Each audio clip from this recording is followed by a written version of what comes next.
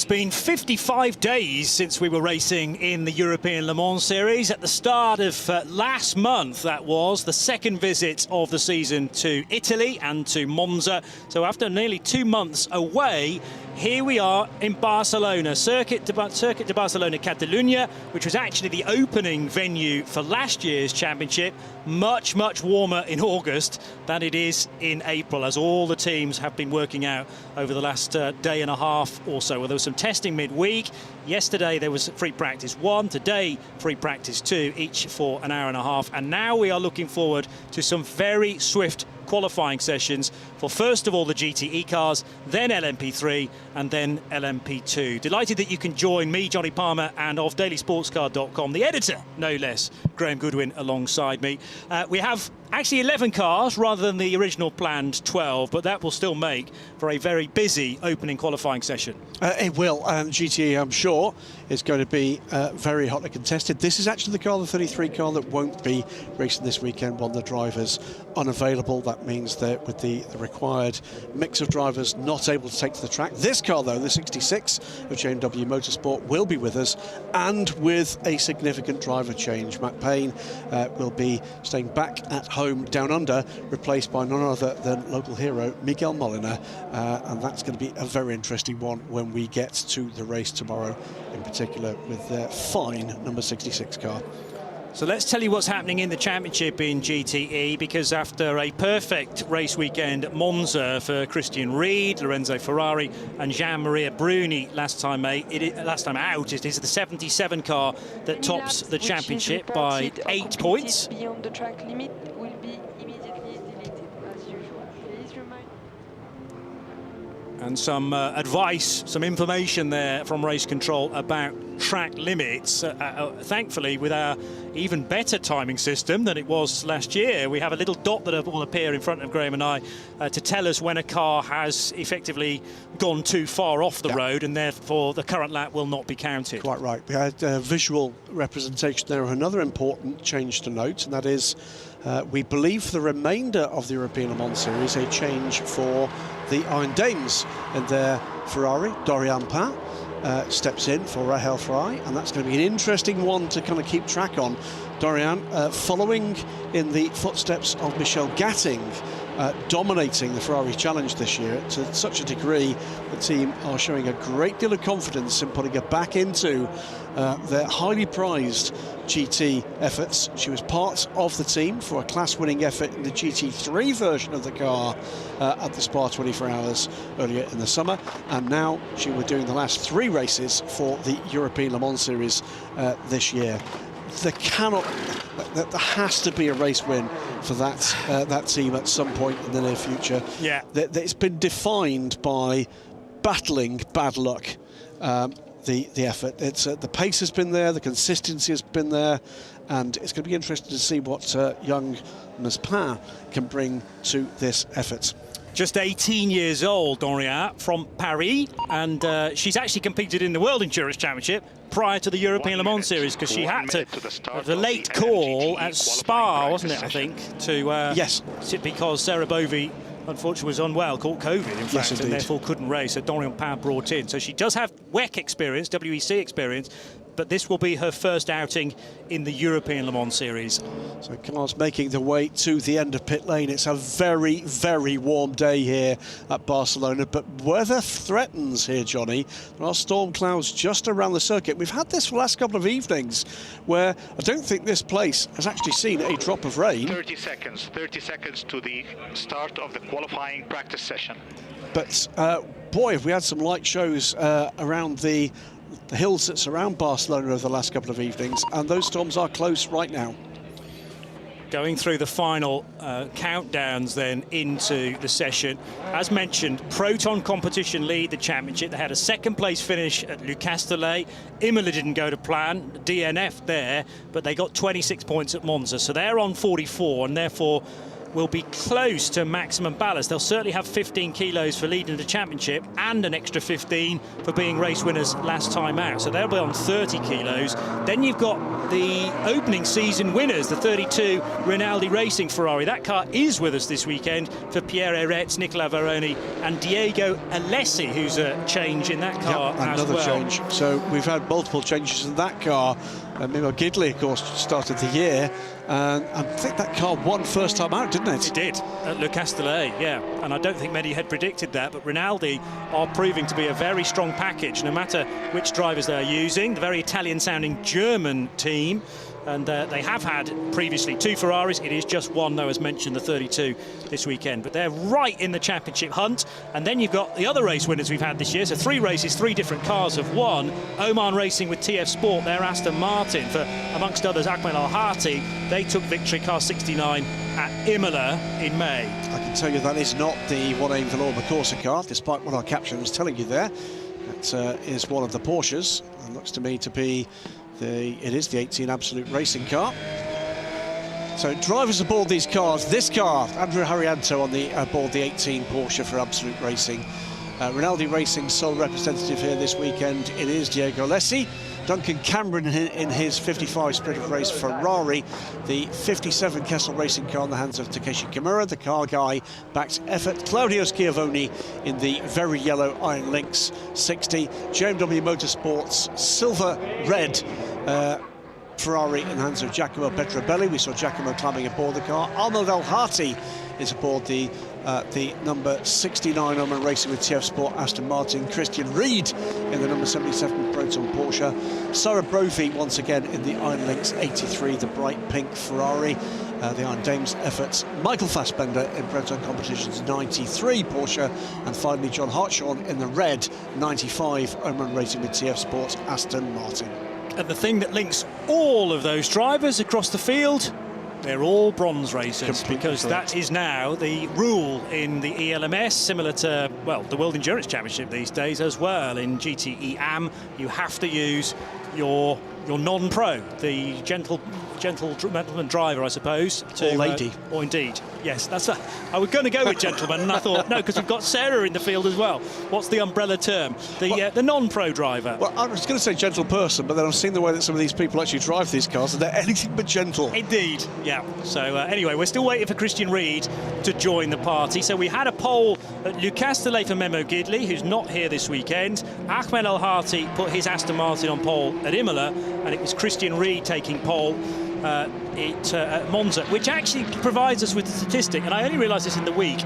Every car that has got pole position on a Saturday went on to win. Oh, is that right? On Sunday well. the GTs. So whoever gets this wins tomorrow's race, according to the stats, which will, by all accounts, be ruined from this point on.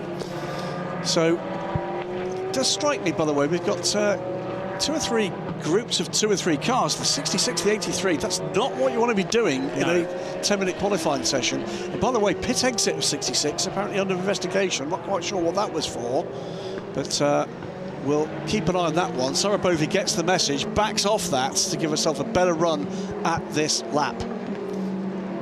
Did car 66 cross the blend line? I maybe. wonder. Pit exits. I can't imagine that the light was still red. Car 66, I don't think, was the first car out anyway, no, because car 69 was Ahmed Al-Hati in the Aston Martin from Oman Racing. He at the moment Ahmed Al-Hati puts in the fastest lap in the first knockings here, 1:46.407, a couple of tenths ahead of Diego Alessi in that Rinaldi 32 Ferrari. So it is Oman Racing with TF Sport ahead of Rinaldi Racing, ahead of JMW Motorsport, so 2 Ferraris in the top 3 with Michael Fassbender just outside the 1:46's 4th quickest. But we've still got just over 5.5 minutes to go, and as we know from these sessions, Johnny, it gets quicker as they go. And it really depends on where the final car is when the checkered flag is about to be shown, because even if as long as you've started a qualifying lap before those last few seconds filter away, that lap will count. So it's a 10-minute session, yes, but it could extend to as many as 12 minutes by the time we know who's going to be on pole for the 4th race of the season. The 4 hours of Barcelona. after 2 visits to Italy and that first encounter in the south of France at Le Castellet.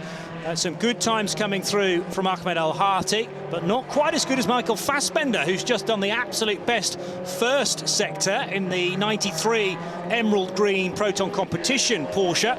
Aston Martin rumbles its way over the curbs, but Ahmed very sensible through the sausage curbs at the chicane there, not to ride those, because you want to keep your tyres as pristine as possible. He will come out of the final corner to cross the line now, a 146.4 to beat, and he does go quicker. He's now into the 145s. It's a 145.7 for the Omani. Sarah Bovey second, 0.3 of a second behind, with an absolute best in the third sector there.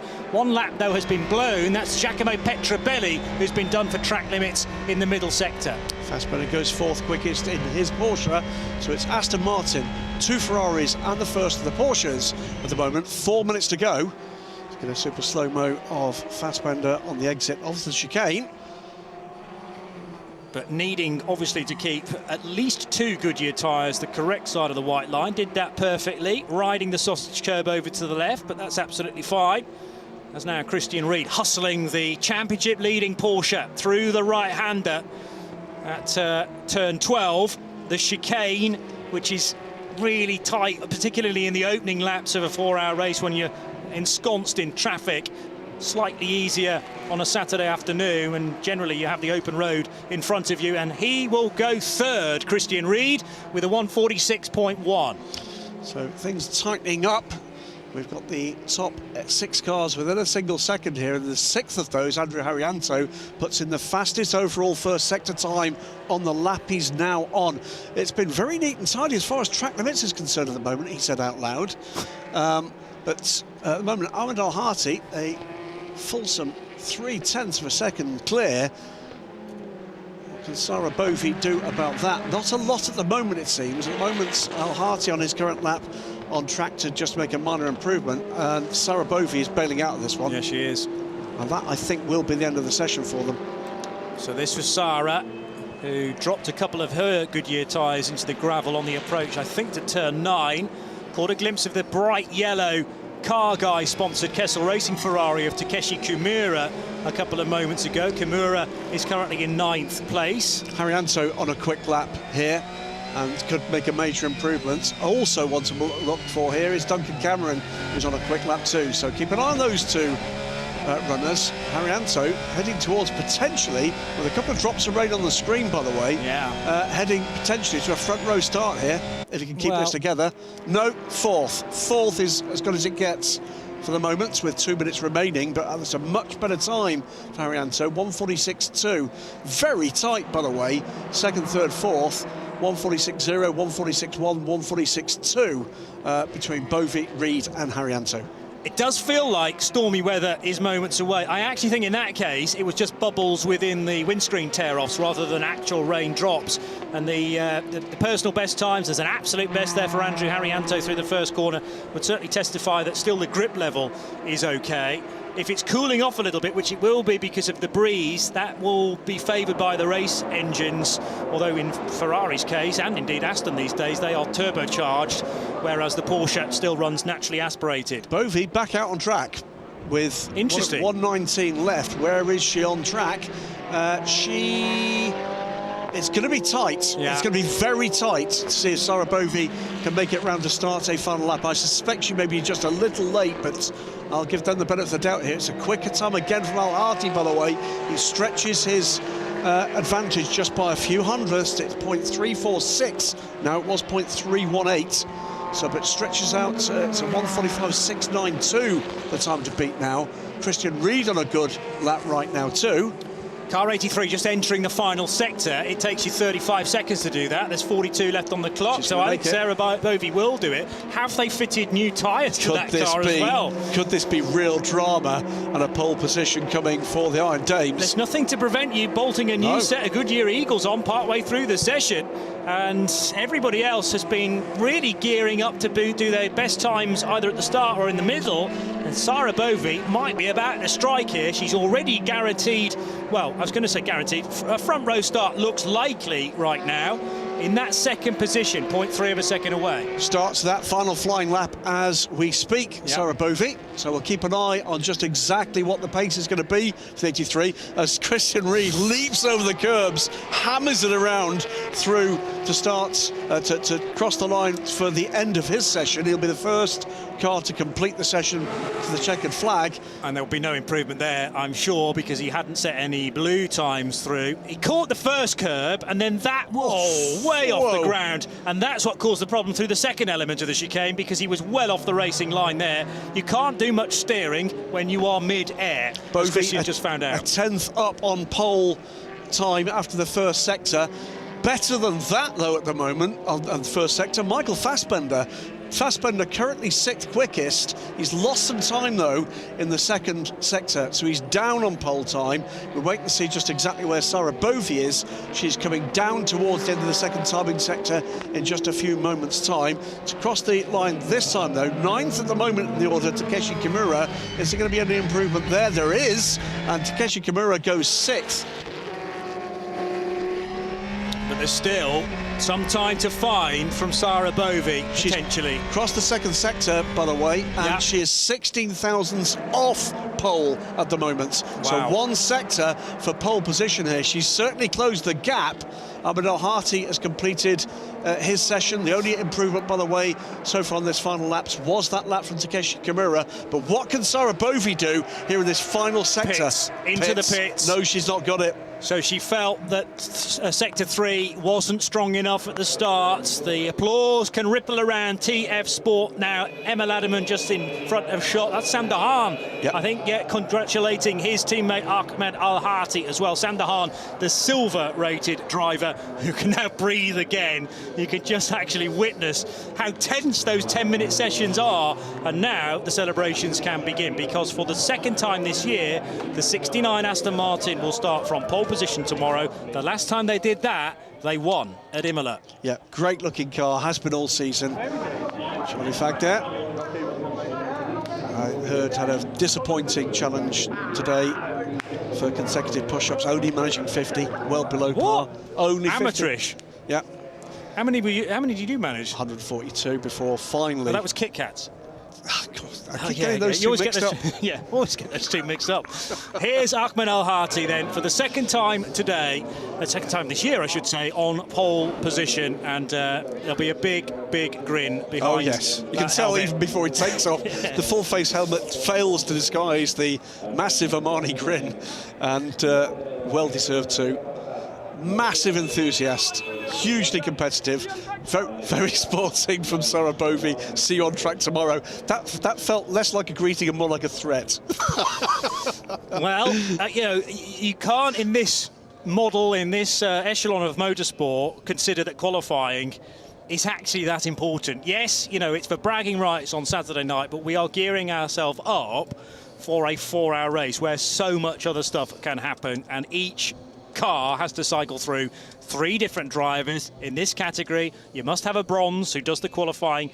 You then must have either a bronze or a silver as your second driver, and the third choice can be as high as platinum if you wish. In the case of Miguel Molina, gold, we have plenty of those as well, but there are so many variables, and particularly in GT racing, these big heavy cars that will be laden with fuel at the start of the race tomorrow as well. But thumbs up from Ahmed El-Hati.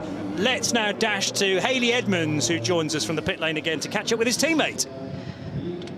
That's right, I'm down here with Marco Sorensen, driver of car number 69. Second pole of the year for you guys. What a fantastic qualifying lap that was.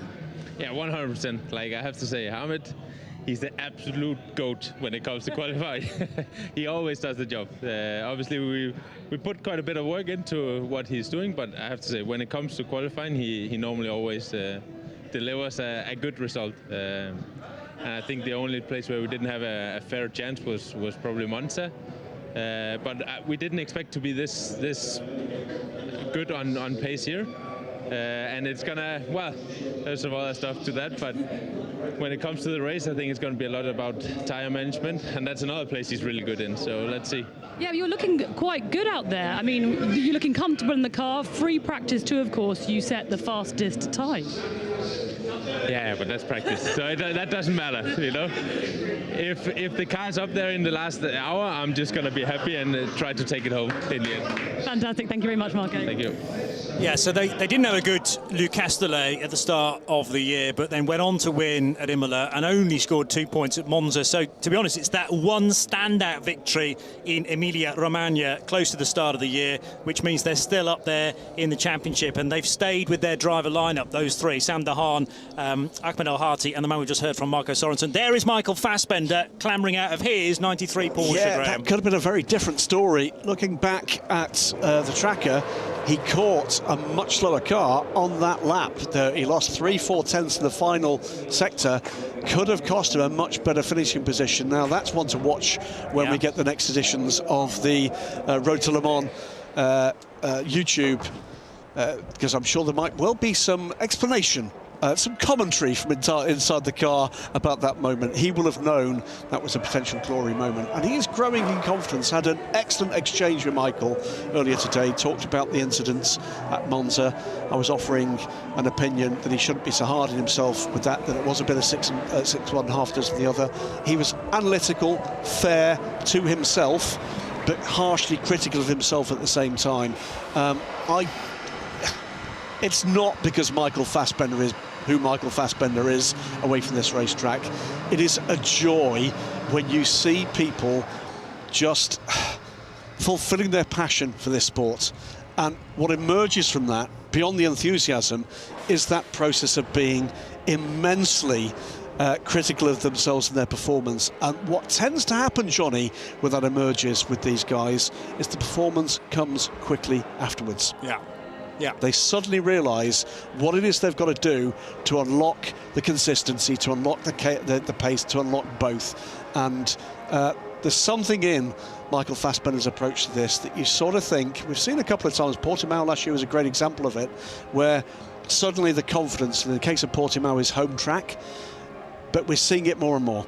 We're seeing it more and more. I would be surprised if we didn't start to see some very significantly better performances over a race distance from Michael in the coming weeks, months, and hopefully years that he stays with us. LMP3 next. Yeah, I will make the point, home track in the sense that he lives in Portugal these days, but he's German/Irish by nationality. Massive star in the world of film, of course, but getting more established in motorsport, much like Patrick Dempsey, who has been associated with Proton competition as well. Always a joy, by the way, because we've got such an open paddock now in the post-COVID era again. Thank you. When you'll see fans, and we've got plenty of them here in Barcelona this weekend, and Michael will be walking down from hospitality or from wherever he's been towards the garage, and it's that moment when people think, hang on a minute. I know him. I know him from somewhere. Not in a racing paddock necessarily. Well, it's getting more and more familiar to see him around places like Le Mans these days. And great to see now, because he's been in this world for a while, and he feels like he belongs more in this world. Quite right. He's a lot more relaxed, and that's great to see. That will only help performance as well. LMP3, it's another of the three classes, Johnny, where sadly we've lost a car with a last-minute issue back at home preventing Tony Wells from travelling. It's going to be 12, not 13 cars for this session. Tony's missing, by the way, a race for the first time in the LMS since the first race of 2019. Yeah, so that Tony, has been a while, definitely. Hope whatever's keeping you back at home, it's all under control, and we will see you next time out at Spa. That much is more or less assured. Well, he's reigning champion, let us not forget, in the Michelin Le Mans Cup for Nielsen Racing, but it does mean the 7 cars therefore not with us, and nor is James Littlejohn to join Tony. But otherwise, 12 cars and pick a winner. It is so difficult to do because LMP3 is, well, I was talking to Alex Capardia earlier on in the day. Someone's got to. Indeed, there was no one else around. I thought I've got to sort of sidle up to him, otherwise he'd just been standing on his own in an alcove somewhere. Anyway, he said it's going to be a tyre fight. Yes. Because these are the only cars in the field now that run on Michelin tyres. And he said, believe it or not, there's actually a difference in terms of the road surface, how much tyre that's gone down without Michelin Le Mans Cup here this weekend. So if you go onto the track after a Le Mans Cup session, Michelin tyre binding with Michelin rubber already on the road is great, but it's now interacting with a lot of Goodyear. Yes, there's a bit of Michelin from the Porsche race that you and I have just called, but it's nowhere near if Michelin Le Mans 10, Cup were here. So 9, degradation, 8, and this place is quite 7, well known for that, 6, is going to be high, particularly 5, in the heat 4, tomorrow. Here's the countdown into a 2, 10-minute session. 1. Pit exit is green. Pit exit is green. This is the European Le Mans Series LMP3 qualifying practice session. So 10 minutes starts to tick down, and it does seem to tick down remarkably quickly. Out they come. There's Solo Duquesne in the field, in the hands of Sebastian Alvarez from DKR Engineering. Also out there, Ross Kaiser for the 360 Racing team, the 6 car. 10's your international car in the hands of Xavier Oliveras. Max Cobalt's in the Sister 11 car. Into Europol, but Nico Pino, Chile, out in the 13. The 14 is in the hands of Noam Abramovic. Cool Racing's Antoine Decain is in the 27 car that has been, I have to say, almost entirely luckless this year. Yeah, agreed. RLM Sport put out the, I have to say, we're taking the mickey, Alex Capaldi, a lovely bloke. He's out there in the number 5 car for RLM Sport. We wait for 4 more to show. One comes out now, Kai van Berlo, in the number 3 United Autosports Ligier. The 17 Cool Racing car, predictably in the hands of Malte Jacobsen.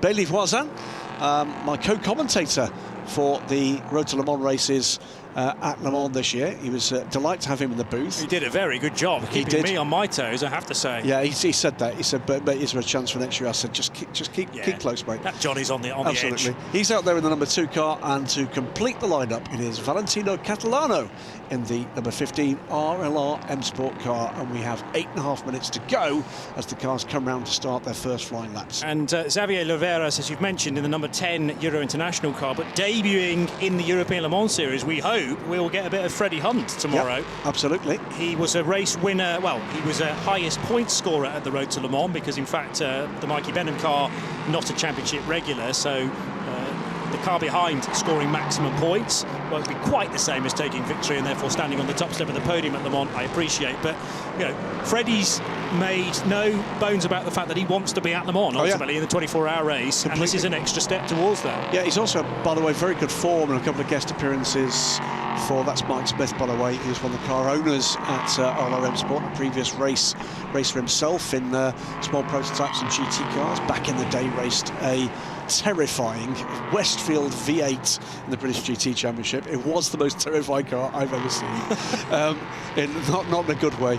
But Freddie also showing good form, by the way, in the latest addition to the World's LMP3 Series, the Prototype Cup Germany, and good lappery. I think a pole position in that as well. And it's good to see his usually very serious, considered look beginning to break into a smile in his LMP3 era. And as I've said previously on these broadcasts, I've said to his face, he seems to suit these cars more than anything I've seen him in for quite a while. Yeah. And long may that continue. Very much so. Mikey Benham, Maurice Smith, Malte Jacobsen leading the championship. They had a horror show at Monza, crashing out very early on, having taken pole position. They still have the championship lead, but only by 4 points from the Michael Jensen and Nick Adcock and Alex Capadia car that we were talking about a moment or two ago. We're going to have times coming through very soon indeed. The first car on the road is actually the DKR Engineering Sebastian Alvarez driven Duquesne. That will cross the line now and obviously go fastest, a 142.454, but immediately quicker Nico Pino for Inter-Europol competition, car 13, going a full second faster. 141.2 is a good benchmark for everyone else to measure themselves against. Ross Kaiser will plug the gap between Pino and Alvarez, and Antoine Decain. Luckless that team may well be, but car 27 showing good lap speed at least with a 141.8. They're fairly evenly spread around the circuit. They are. Ross Kaiser and Xavier Oliveras are the first to lose a lap time. So Nico Pino, it is the Chilean in the 13 Inter-Europol competition car, a car that in its history in this championship has taken many race wins with a variety of drivers. Alex Capadia comes through to take third. Kai van Berlo, though, now takes the top position, a 140.899. First driver below the 141 mark, but he loses that lap to track limits, which leaves Malte Jakobsen with a mighty lap, a 140.394, 9/10 clear, and on pole position ahead of Nico Pinho, who, by the way, goes quicker than Jakobsen in Sector 1 on the lap we are currently watching. Bit of a wiggle there, though, as Pinho comes through Sector 2. What can he do as he powers round to complete this lap? He's up at the moment on Jakobsen's time, but leapfrogging that, Jakobsen is quicker behind him. Yeah. So again, another session where we're going to see this constant improvement in time. Well, so far it has been an absolute clean sweep for the young Dane, Malte Jakobsen, in car 17 as far as pole positions are concerned. So he's looking for 4 on the bounce here. Pinho lost a bit of time to Jakobsen in the final sector, but halves the gap. Was 8/10 down to under 4/10. We're waiting to see what form Jakobsen can show. He clears Sector 2 in moments, and he's quicker. He's another quarter of a second quicker with 1 sector to go. The number 17 car, real star emerging here, and that's been recognised not only here in Europe, but also in the United States. Yeah, he's in demand, let's say, and Cool Racing, make no mistake, know that they've got an absolute star on their hands here. Yeah. And a little bit about managing that, but at the same time he's really good at keeping his feet on the ground. Across the line he will go, a 140.112 for Jakobsen. That's 0.6 of a second to the good over Chilean driver Nico Pinho. And Antoine Ducamp, by the way, in the other Cool Racing car, goes 4th quickest at the moment. All 12 cars rather have now posted a time without track limits being an issue. Here comes Antoine Ducamp, another one of the teams here that's just had an awful season of luck. This is a pairing in the number 27 car that really should have shown more, but all too often, I'm afraid, it's gone to ashes in the races. Concentrating on the number 14 car of Noam Abramcic, currently in 11th position, 142.225, but Abramcic set to improve as well. Sebastian Alvarez goes through with a good lap to put him up to 3rd, so the DKR Engineering, the lone Duquesne, back into the top 3 and ahead of Kai van Berlo, who I still think's got a bit to give, although not necessarily on this lap. He does not go blue through the first or indeed the second sector. Over the line will go Antoine Ducamp in 4th position now, so ahead of Van Berlo. That's another improvement there, and there are more improvements than laps that aren't right now. It's another improved lap, by the way, by the look of things, coming the way of Malte Jakobsen. He's almost 2/10 up on his prior. Is he going to break the 140 mark here? Oh, very sideways indeed. Uses the sausage curb, almost like rally cars do in Sweden, to bounce it back into line there. And Jakobsen somehow got a really good exit. He's done an absolute best through that final sector. A 139.945 for this 18-year-old kid from Viborg, Denmark. What a lap that was. There's one problem. Track limits. It is, yes. Yeah, last sector, I did wonder that, because maybe how he ran out wide, and that was judged to be outside of the track limit, so back to a 140.1 we go. Yeah, just hoping that one aspect of Malte Jakobsen's performance isn't going to impact too heavily on the budgeting for Cool Racing, because he's growing so quickly. They must need a new race suit every weekend. It's ludicrous. Every time you see him, you have to just reset. Yeah, that's Malte. That's okay. Yeah, I know he's about another metre taller than he was the last time I saw him, but that is Malte. But a cracking lad, it's got to be said.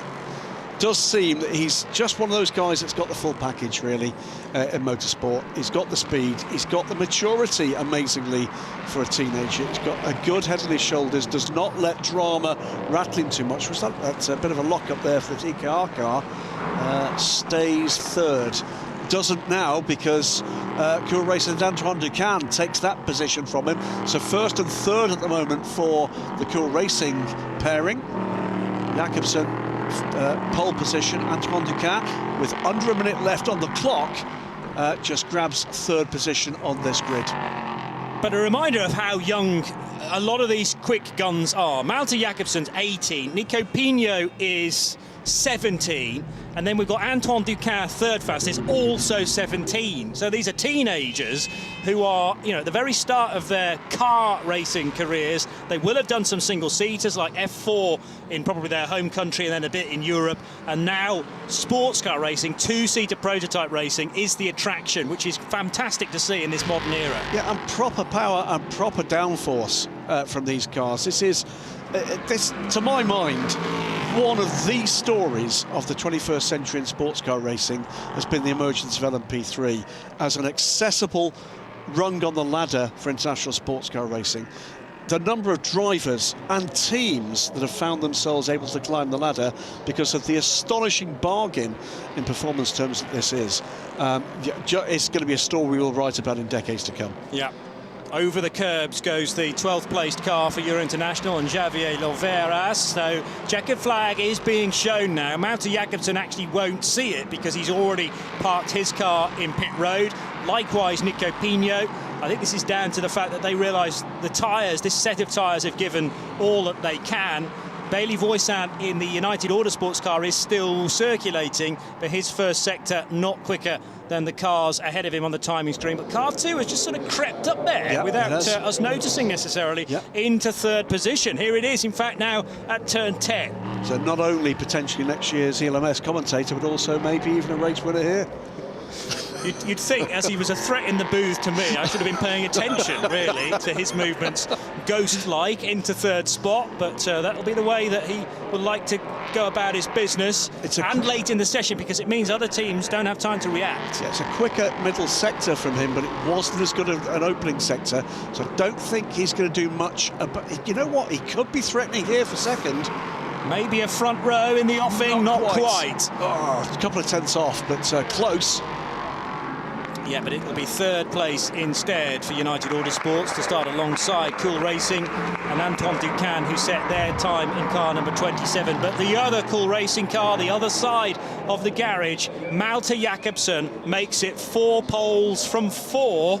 And are we now going to hear from Haley Edmonds, either from Michael Benham or from Mo Smith, about this amazing guy from Denmark, Malte Jakobsen, Let's face who it, does it again. Neither of whom are known for being backwards and coming forwards. Indeed so.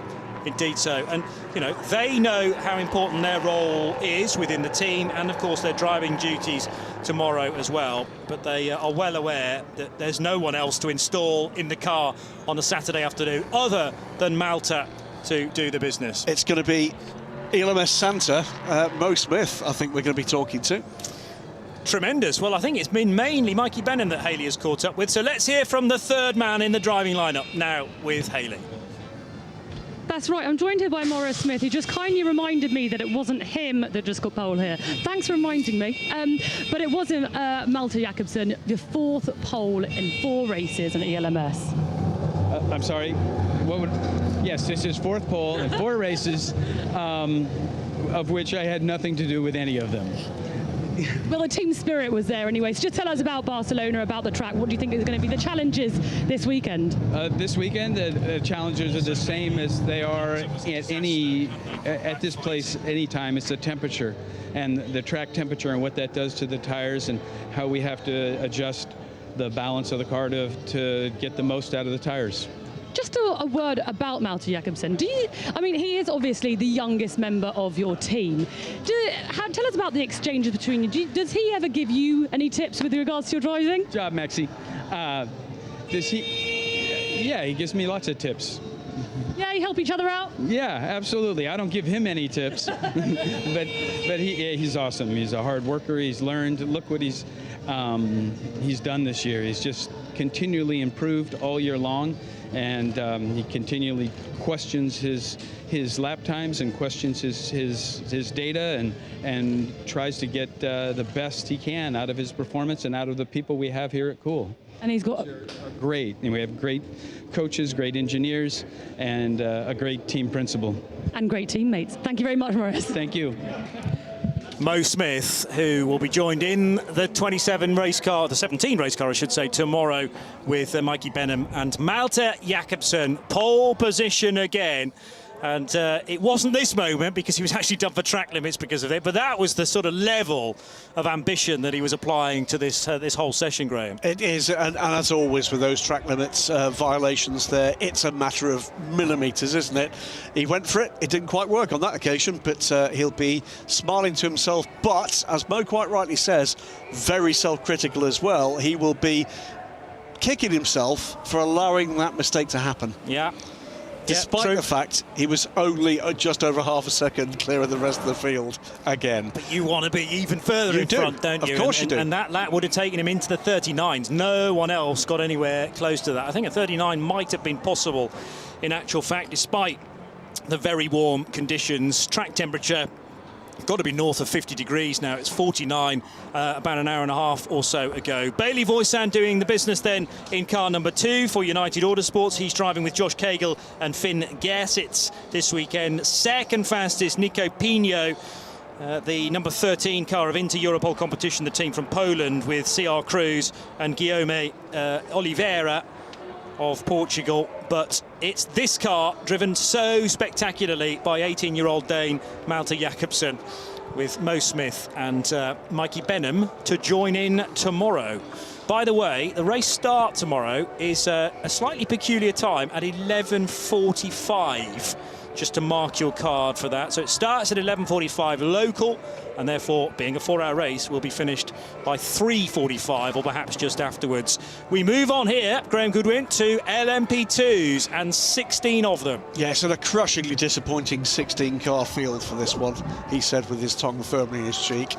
The best top-class field of any international sports car championship in terms of its depth and in terms of the sustained quality we have. Takes nothing away from what we've got in the top classes of the global championship, or indeed the North American championship, but as a competitive field in depth, this has been, for the last couple of 3 seasons, Johnny Palmer, a quite extraordinary spectacle. Yeah.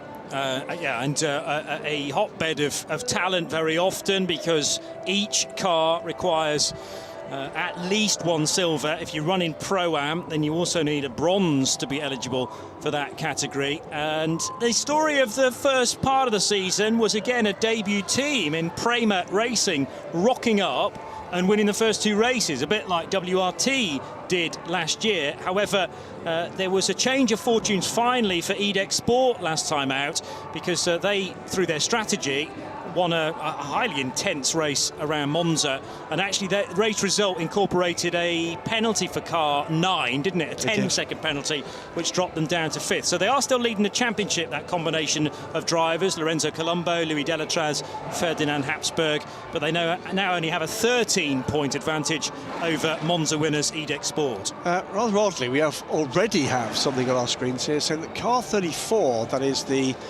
Racing Team Turkey car, is under investigation for not respecting the race director's instructions. Now, I'm not quite sure whether or not that was bringing the car out onto the apron too early or going to the pit exit too early. It's not at pit exit, so that answers that question. But either way, already potentially a bit of trouble for Racing Team Turkey and their bright red 34 Oreca. Interesting. Is that to do with the time that the car was wheeled out of the garage, perhaps? Because during an LMP3 session, the pit lane is reserved exclusively, as you would expect, for LMP3 cars. So did it enter the working apron too early, or did they put too many personnel over the white line? We will find out in due course. Just a final mention, by the way, you talked about the intensity of that race at Monza. We'll get into this session. What an absolute cracker that was. One of the best, most enthralling endurance races we've seen in the last 2 or 3 years, and in no small part the contribution that was made both in a positive way by the racing and the strategy, and also in the more volatile way by some of the mistakes that were made by 1 or 2 the teams up and down this pit lane. That's why I love it. It's a proper team effort. On board the 88, of course, a car just then. 1 minute to the start of the LMP2 qualifying practice session. 1 minute to the start of the LMP2 qualifying practice session. That, by the way, is the voice of Fayez Ramsey Fayez, who is our clerk of the course for the... Our race director. You're right. He has been the clerk of the course for the Bahrain F1 event. That's why I was reading that bit and mixing the two up. But you're quite right. Race director in this mode for ACO Rules Racing and for the European Le Mans Series. Another message coming from race control. Start of the qualifying session. As Duquet, now they didn't have any luck at Monza because you remember that big crash that involved Duncan Cameron and Michael Fassbender, and also one of the Rinaldi cars and Memo Rojas in the Duquesne prototype. 15 seconds to the Sadly, start of the did session. far too much damage to this car very early on. I mean, Memo was doing maybe his second stint of the race at the time, perhaps only the first stint, and it meant that his fellow drivers couldn't get behind the wheel. 4, 3, 2, 1. Pit exit is green. Pit exit is green. This is the European Le Mans Series LMP2 qualifying practice session. First out is the number 35 BHK Motorsport car, followed by the 2 APR Algarve Pro Racing cars. Race Team Turkey. Session under a little bit of a cloud. We'll find out, I'm sure, about that a little later. It might.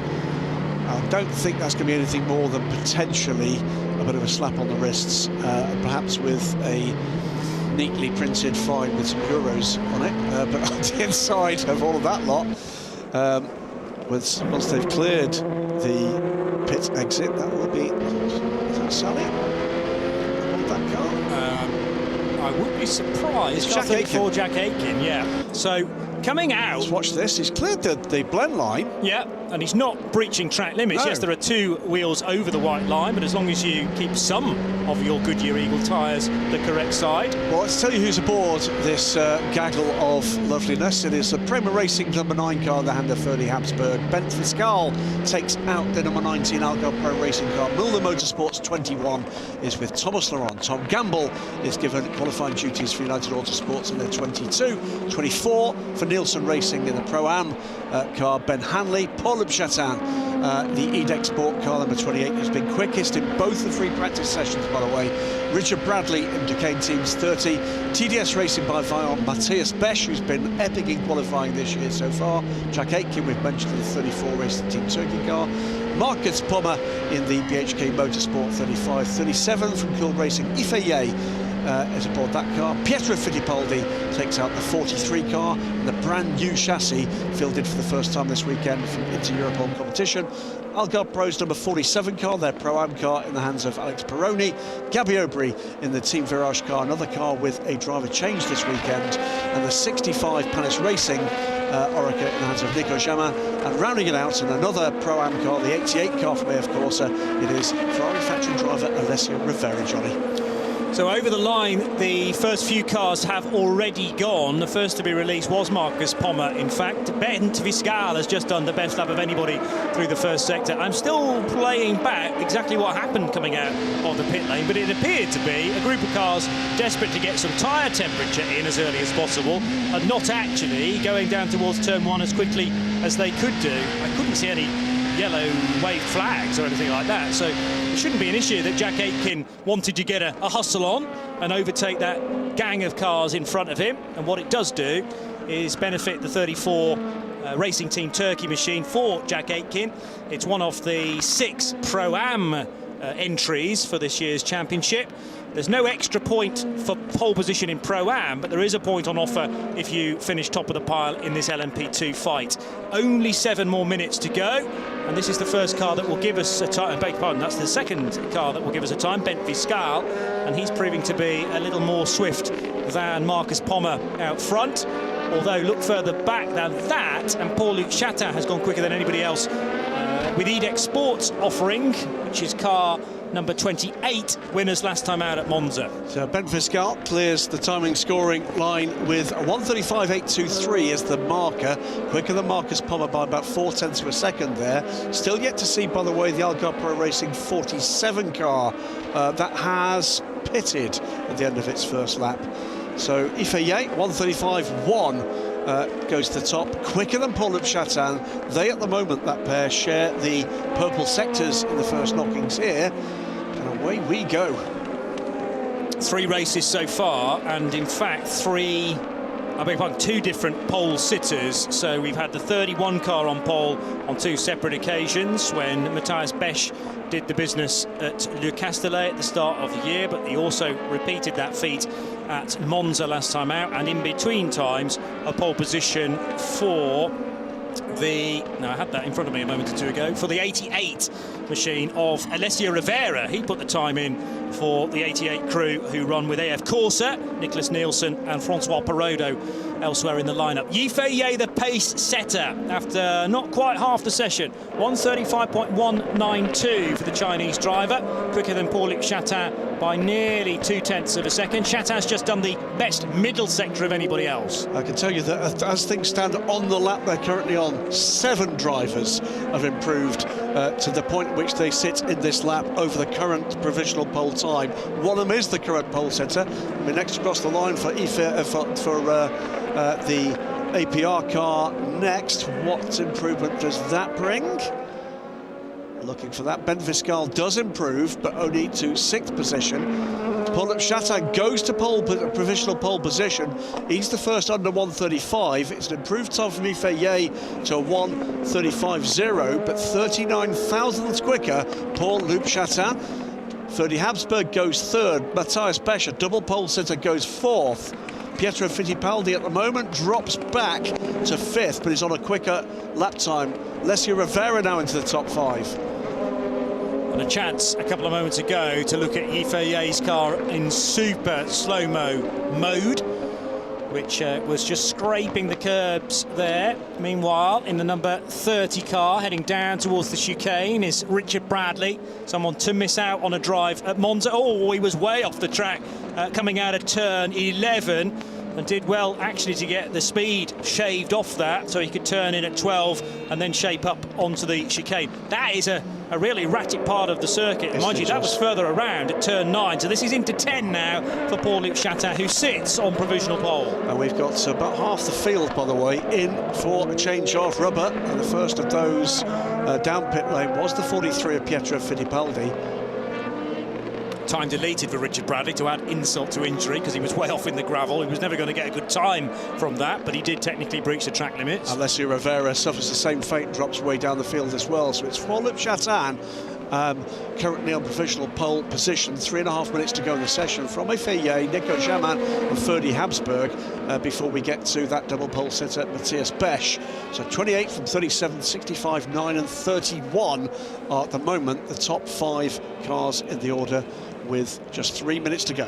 Yifei enters the pits now. They're going to have to really get a shuffle on at Cool Racing if they want to bolt new tyres onto that car and be out in time. A good qualifying lap is 1:35 round here, 1:34 if you're Paul-Luc Chatin. He's just dipped underneath the 1:35 marker.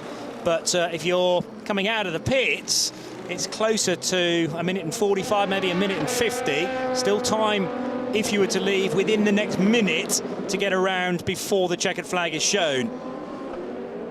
So the top 11 in the order at the moment are all either on pit lane or on their way out from pit lane, with the exception of Paul-Luc Chatin. So RE Deck Sport just going to nail their colours to the mast here and basically say, that's as much as we've got, we're going to save the tyres for tomorrow.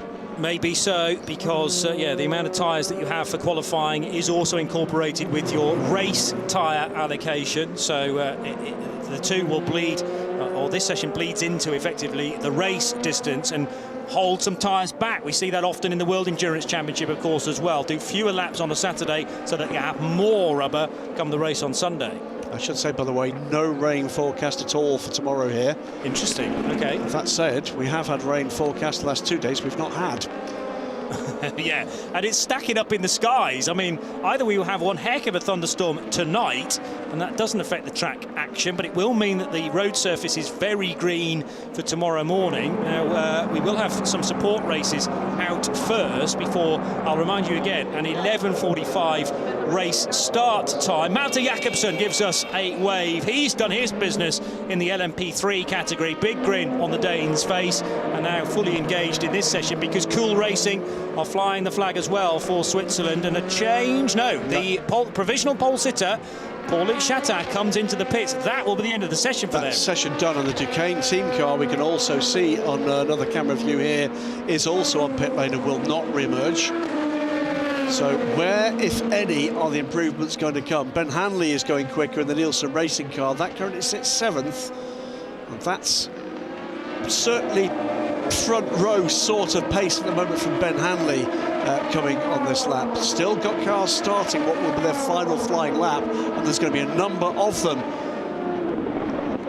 As Paul-Luc Chatin, the 30-year-old Frenchman from Dordain, who has been a former champion in this series, 2019. He was also an ELMS champion in the LMP3 category when that existed in 2013, and the following year for Signatech Alpine as well. So he's a massive name in ELMS circles and on the cusp of another pole. Jack Aitken, third quickest in the number 34 car, and has got one more crack at this. FIA, with his first sector time, is up on the provisional pole time at the moment. Remember, that's a short first sector. Things can change. Very close on that pole position time, Ferdy Habsburg. Even closer, Matthias Besch. Quicker to the pole time in his first sector. Alessio Rivera also in the mix here. Bent Fiscal. Things could change very quickly indeed, Johnny Palmer.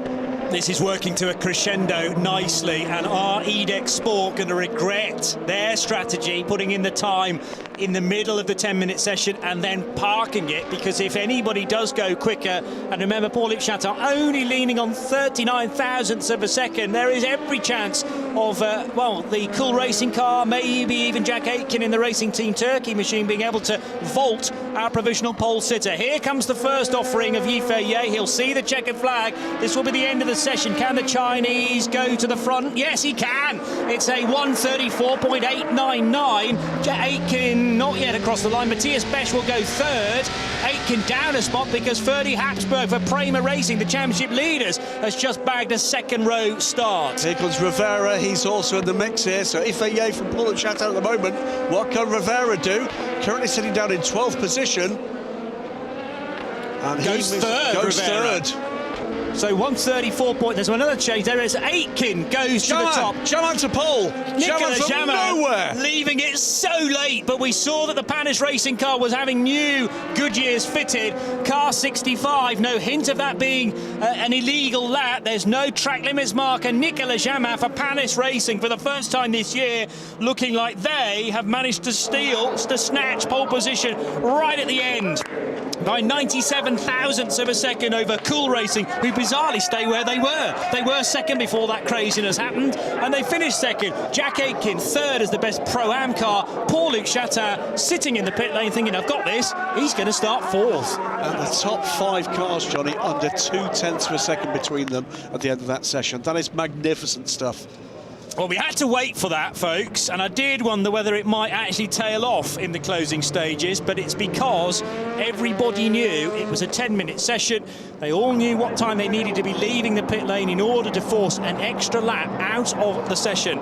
And Nicolas Jamin for Panis Racing, after they have hit a bit of a rich vein of form of late as well, times that to perfection. And congratulations to all associated with Panis Racing, particularly Olivier, who's been racing this weekend, has he not?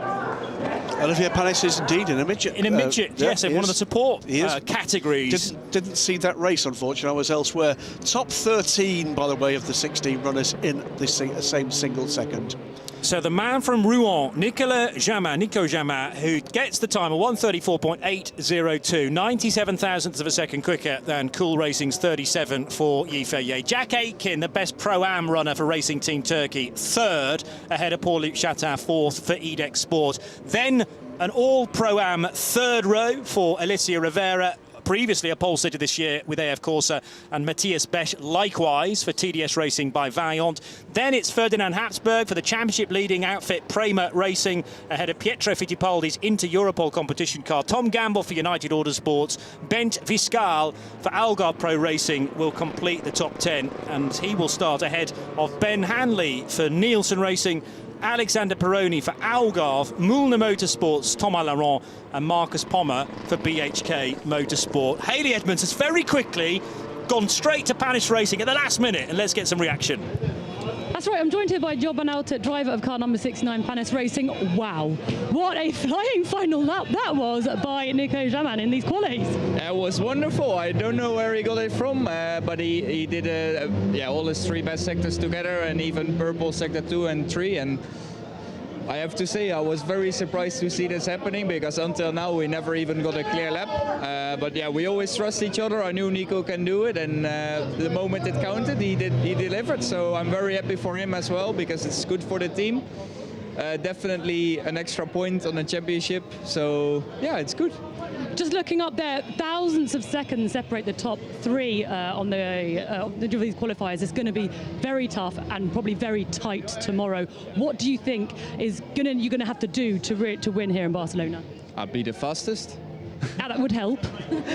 No, tomorrow is going to be very hot. Now with the clouds it's a bit nicer, but tomorrow it's going to be a very tough race physically for the drivers, also for the tire management, and it will be key to keep them alive for 2 stints in a row, which is already tough enough. So let's see if we have good pace on the race runs too. At least it looks promising, but yeah, quali and race will be totally 2 different things. So yeah, looking forward, but as well, we still need to work hard for tomorrow, get everything sorted properly, and then have a good race. It's a great start in any case. Thank you very much, Job. Thank you. Job Van Alter chatting to Haley Edmonds, joined by his team. Julian Canal was in the background. Nicolas Jamin leaping off the nose of the car. This team, 65, have had a 4th place, a 3rd place, a 2nd place.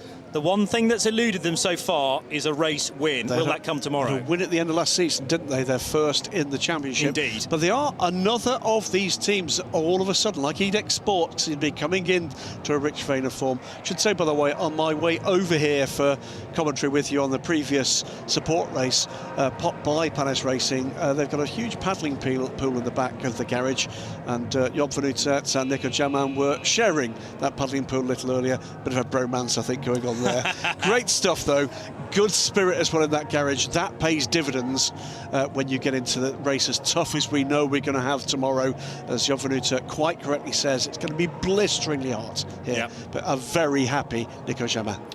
Panis' last win in the championship last year, as you say, at Monza, but it's a different driver lineup. Julian Canal, of course, remains the constant, but he was joined on that occasion by James Allen and Will Stevens. They've had quite a move around regarding their driver lineup. There's the man of the moment, Nico Jamin. I'm not even sure he knows exactly what happened to just then. He knew he had a quick car, clearly, but the seas parted, and as Job Van Alter said, we just had a clear lap right in the closing stages.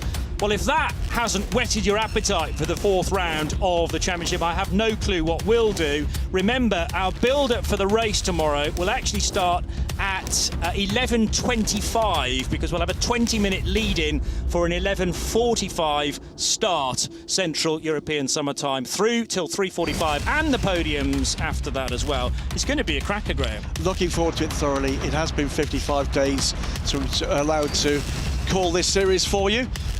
Day 56, and let's hope we can add another chapter in what's been a spectacular season and a spectacular series of seasons to the European Le Mans Series. Looking forward to it enormously.